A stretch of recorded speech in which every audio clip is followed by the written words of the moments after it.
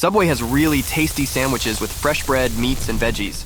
They have a bunch of options, like small subs with only a little bit of fat, around 6 grams or less. Subway focuses on making food that's yummy without being too fatty. Subway is the biggest fast food chain in the world. It has more stores than even McDonald's and KFC, with over 44,000 stores in 110 different countries. It all started when a 17-year-old guy from the Bronx, who had never even made a sandwich before, opened the first Subway. He had a tough time at first, but eventually figured out how to make billions of dollars. This success story began with a message he wrote in a notebook. In 1947, Fred DeLuca was born in Brooklyn, New York.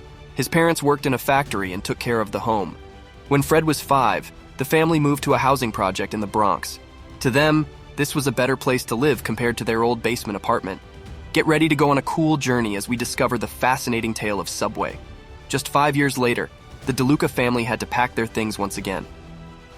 Fred's dad's job moved, so they had to go to a new place called Schenectady in New York. Life got calmer there. They made friends with a couple named Pete and Ide Buck. They used to have picnics and parties together, but when Fred finished high school, they lost touch. The DeLucas had to move to another state called Connecticut. A year later, the Bucks also moved, but this time to a place called Armonk, which was about 40 miles away. When they settled into their new home, they invited the DeLucas over. By then, Fred had finished high school and wanted to become a doctor. He got an offer to join a special school program to become a doctor, but he wasn't sure if he could afford it. He didn't have much hope because his family didn't have enough money. He had a job at a store, but it didn't pay enough for college. Fred felt really down until he visited Pete's new big white house with 2 garages. He thought Pete was doing well for himself. Maybe Pete could help him figure out how to pay for school. He secretly hoped Pete might even lend him some money. Fred waited all day to find a chance to talk to Pete alone. Finally, standing on Pete's lawn, he got the courage to ask, "Hey Pete, I really want to go to college, but I don't have enough money. Do you have any ideas about how I could pay for school?" Pete didn't hesitate at all. He immediately said, "I think you should open a sub shop." Fred was shocked. This wasn't the answer he expected. His family couldn't even afford college. How could he start a business? Plus, he was only 17 and had never made a sub before. Fred was still interested, so he asked Pete how the business would work. Pete explained that it's pretty simple. First, you rent a small store, then you make a counter and get some food. When you open for business, customers come in, order food, and pay you money. Pete, even though he was a nuclear physicist and didn't have business experience, was sure this plan would work. He believed in it so much that he offered to be Fred's partner. Fred, who grew up in a housing project in the Bronx, felt like this was a great chance. He agreed. Later, Pete brought out a newspaper article about a sub shop called Mike's Subs. The founder, Michael Davis, started with almost nothing but managed to build a successful chain of sub shops. Pete wondered if they could do the same. By the end of the day, Fred and Pete had lots of ideas for their menu, prices, and a goal: to have 32 restaurants in 10 years. Pete gave Fred his first investment, a check for $1,000. They didn't know yet that this small investment would lead to a billion-dollar success, even though it would take almost a decade without making much profit. The next day, Fred found a small store to rent in Bridgeport. It was a bit hard for customers to find, but it was okay and affordable for Fred and Pete. In just 5 minutes, they agreed with the landlord and shook hands on the deal. They didn't even sign a formal lease because getting a lawyer to make a contract seemed too expensive. Then Fred and Pete went on a trip to learn about making subs. They visited different shops, including one called Mike's and another called Amato's. They liked different things about each shop. Fred and Pete decided to combine the best parts of both shops and sell their subs for the same price as Mike's. They knew they might make mistakes, but they were willing to learn and improve as they went. While driving back home, Fred and Pete planned to open their shop in August and name it Pete's Submarines. To promote the grand opening, Fred made flyers and gave them to strangers they met on the street. He would ask them to come to his sandwich shop on Saturday. When they asked where it was, Fred pointed to a shopping center. Many drivers agreed to come, showing their interest. On August 28, 1965, Pete's Submarines officially started their business. This was the very first day Fred ever made a sub sandwich. But there was a problem. Fred had an English exam on the same day. He had no choice but to ask his friend Art Witkowski to help out at the shop. When Fred came back later, he was surprised. The parking lot was full, and there were lots of customers inside and even standing in a line outside. By 6 p.m., they had sold more than 300 subs and had to close because they ran out of ingredients. Fred and Pete thought those first customers would bring more customers next time. Pete was sure people would bring their friends. They believed they were going to do really well and become millionaires. But things didn't go as they hoped. The first customers didn't come back, and new customers were few. Month after month, sales dropped. Fred and Pete tried many ideas to improve sales, like paying for radio ads, but nothing worked. They couldn't pay rent or employees anymore. Fred asked Pete for help. Pete wrote down some letters, LTDATATK.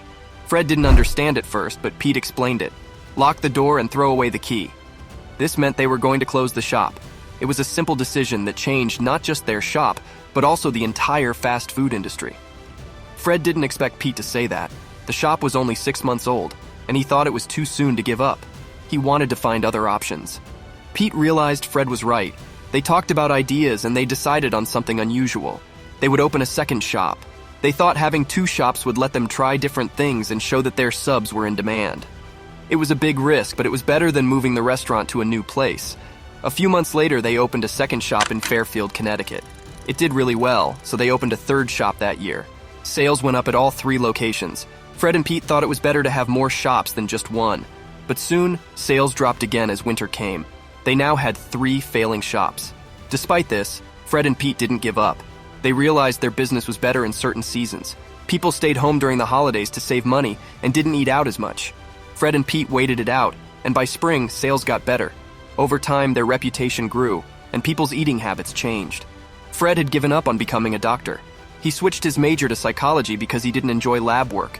He wanted to graduate and figure out his career, but he still aimed to reach the goal he set with Pete, having 32 restaurants in 10 years. By the 8th year of Pete's Submarines, Fred managed to open 16 restaurants. He knew he couldn't reach 32 in just 2 years. So he got advice from William Rosenberg, the founder of Dunkin' Donuts. He started franchising and changed the business name to Subway. By Subway's 10th year, they were a bit short of their goal, but they had opened more than 5,000 restaurants in the following years. After that time, Fred saw his role at Subway as his career path, and the company's success kept getting better and better. In 2000, Subway became famous because a college student named Jared Fogle lost a lot of weight, 245 pounds, by eating at Subs for a whole year. Jared became a Subway ambassador. People liked that he was just a regular person, not a celebrity, and his story made them think Subway was a healthy choice. This made Subway's sales grow a lot. A few years later, a Subway franchise owner named Stuart Frankel had a clever idea. He introduced the $5 footlong subs. This idea made the company even more money. After testing it, Stuart's sales went up a lot, from $14,000 to $23,000 each week. This was 4 times more than what the average shop made. At first, the company wasn't sure if this idea would work everywhere, but they eventually agreed. It brought in billions of dollars and became really popular. But Subway also faced challenges over time. There were issues with its food, its ambassador, and some of the people who owned Subway shops. Because of these problems, Subway had to close more than 3,000 locations. Despite this, Subway is still the world's biggest fast food chain. It has more restaurants than even McDonald's and KFC, and it's in over 110 countries. In Fred's book, he shares one of the most important lessons he's learned in business. He says that many people don't believe that regular folks with simple ideas and not a lot of resources can achieve big things. He thinks they'd be surprised to see how the real world actually works. More than just money, the most important thing is to start.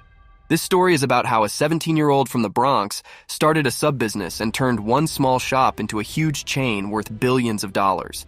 And that's a wrap for today's episode of Business Central. Stay connected with us, like, comment, subscribe to our channel, and click that notification bell so you won't miss a video. Stay inspired, stay informed, and keep making waves in the world of business. See you in the next one.